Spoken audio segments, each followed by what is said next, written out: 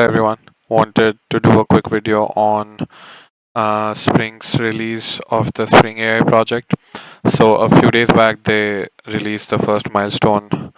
They announced the first milestone release, which is the 0.8.0 version, and yeah, it's basically, I think, with anything that Spring releases, the idea is that it will make hitting all these AI models easier from the backend for people who want to develop Java code and do it without worrying about a lot of the boilerplate. So they have so far they have support for OpenAI, Amazon's Bedrock, then Google Vertex. Gemini support is not added yet. Uh, I think it's still work in progress. Then it also supports DALI, Stability AI, and yeah. So with anything, I think Spring releases, the idea is that it will make developers life easier. So I just wanted to quickly set this up and see how easy it is. And turns out it is quite easy. So I was able to do whatever I'll show probably in an hour. And uh, I interacted with OpenAI, but there's no reason why I couldn't have done the same with some others. So they have a lot of good documentation already out there. So they've gone one step ahead and given a lot of basic documentation about AI concepts as well, such as models, prompts, what are tokens, and so on. So I think it's good for someone who's starting at a very basic level. I think that's a good thing. Then they have specific model related documentation. So for OpenAI, the first prerequisite is obviously having the Open AI API key, which I'll show how you can get and what you can do about it. Then there's the starter, which is Spring AI, OpenAI Spring Boot Starter. Then there are a lot of properties which you can use to um, fix things, sampling temperature, seed. Um, if you're using certain functions and so on. So there's a lot of stuff which you can mix and match and do. Um, okay, so like I said, they had a earlier release like a 0.71 release, but I think they removed that, and this is the only release which you can find on only tag which you can find on their GitHub. With that, let me first show you what all do you need to do on the OpenAI side before showing you the code. So the first thing that you need to do is generate a API key. So you can do that here, like platform.openai.com. This is different than like the UI that you interact with. So yeah, you need that. Then the next thing to understand are the limits. So based on the model that you're using, the limits are different. And yeah, so even if you're not like a ChatGPT Plus user for which you need to pay $20 per month, you can still use this. So you need to basically get yourself up to a usage tier. So I paid $5 to get myself to usage tier 1. So I have uh, $5 of credits and basically this many tokens um, to play with, I guess. This is the, I think, rate limiting token and so on. But so far I've used 1377 tokens, and my usage is like under $0.01, which I think is pretty less. Anyway, so uh, the one thing which I wanted to call out was that you can still use this if you are not paying the $20 monthly. You just add the minimum amount of money required, and then you can still play around with these things. Okay, so now let's quickly look at the code. So first, let's look at the starters which I've used. So I've used the OpenAI dependency, Spring Web, Spring Reactive Web, and that's kind of all the ones that I needed. So in terms of the AI dependencies, this is the list right now. OpenAI, Amazon Bedrock, then Stability AI, and like they said, they're still adding support for a lot more. Um, so with that, let's just directly look at the controller. So I have two methods. Let me break it down piece by piece. So first of all, this is the generic interface, the chat client interface, which every model will implement. It just has like a call function, which will probably do the business logic of calling the actual API. So I injected the OpenAPI chat client, which, as you can see, implements the chat client and also something called a streaming chat client.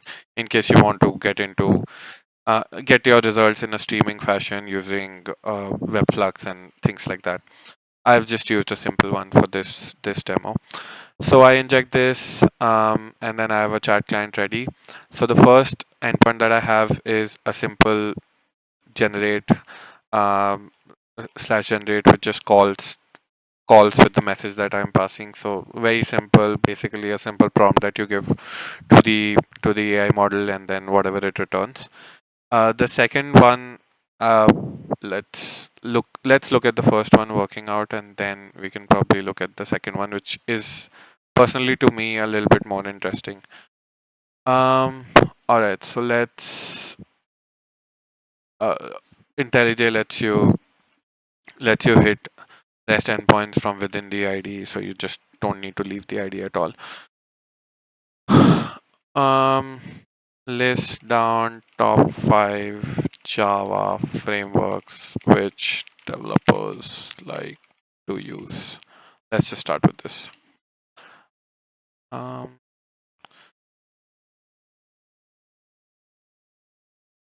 all right, so while it is returning, okay, it did. The Spring Framework, Hibernate, Starts, Play Framework, Apache Wicket. So very simple. The second one, like I said, is a bit more interesting because this is where the Spring's power comes into play. So some of you might have heard about something called Spring templates. So Spring templates is basically something like this. It's a .st file, and then you can inject it as a resource and play around with it. So now one of the bigger concepts which everyone's talking about is prompt engineering. So I think with Spring, using Spring templates and encouraging prompt engineering, I think it's a very nice move, and it'll probably be suggest to more developers, at least who are using it like this in the backend, to like focus on prompt engineering and things like that. So with that in mind, this is what I created. Like I said, this is a simple st file, Spring template. So this is my prompt. So tell me an interesting party conversation starter about topic. This so basically this will get injected. Keep it under X words and at an understanding level which can be understood by year olds. So I have three parameters. So I can quickly play around with these parameters and see how the AI model is returning for different options. So now how is this used? So first of all, I need to get the st file, so I just get that as a resource. That's just a very simple way of getting something from your like from your resource folder. Nothing fancy there. So now I use this resource to create something called a prompt template. So this is they added this in the Spring AI project, and it'll create like a template out of it, and then you can use the template to create a prompt. So because I have three parameters, which are coming in as request params, as you can see, I can use the prompt template to create a prompt out of it using these substitutions. And once I have that prompt, I can just pass it to the chat client like I did above. I'm just calling it in a different way just to show like there are multiple ways of playing around with it. Here I'm just interested in getting the string result. I don't want the whole thing. Okay, so now let's hit this. So I need a topic. Let's say cricket, and then I need words. Sorry, number. number 50, let's say 50 words, and then I need age. Let's start with like two, 2 year old. Let's see what we get. So did you know that in cricket players use a bat to hit a ball and try to score runs? It's like a big game of catch, but with lots of rules and teamwork. Okay, I mean, arguable if a 2 year old gets that, but it is what it is. Let's ramp it up to 12. Did you know cricket is one of the oldest sports in the world, dating back to 16th century? Yeah, fair enough. Then probably let's get to 32. So yeah, more factoid based, um, more I think more dramatic. Let's just get another a final one.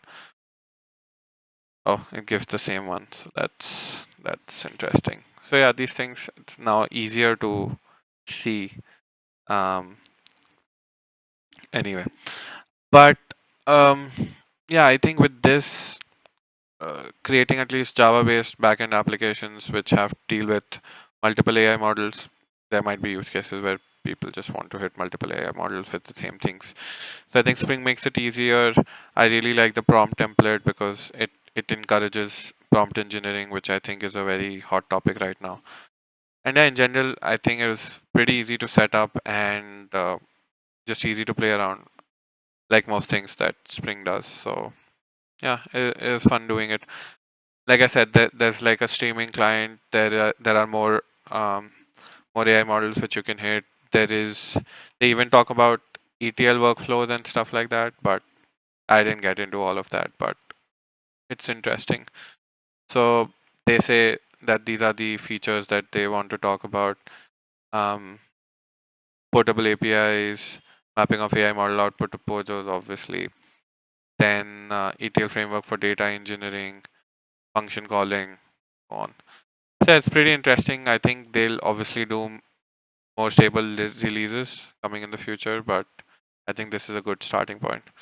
Yeah, hopefully you had fun. I'll link the code in the post. And yeah, see you again. Thank you.